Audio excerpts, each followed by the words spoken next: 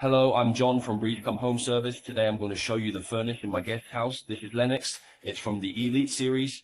First of all, the most important thing is to replace the filter. The filter, I generally recommend that gets about 2 months to change once. Do not wait for 3 months and 4 months to change. If some small problems occur, it may not be in a hurry to call. First calmly observe, because a lot of furnace now have a PCB circuit board.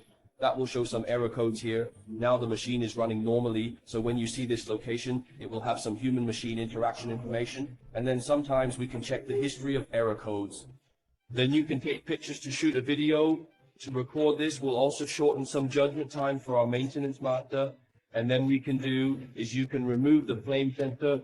This is the flame sensor, which is a screw to take it down after it.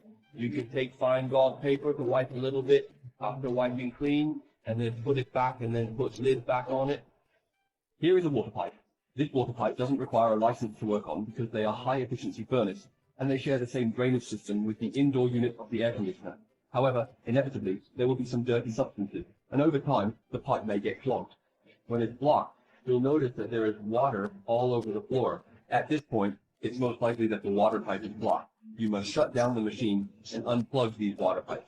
Blow into or rinse each section of the pipe with cold or hot water, and when some dirt is flushed out from inside these pipes, the problem may be solved.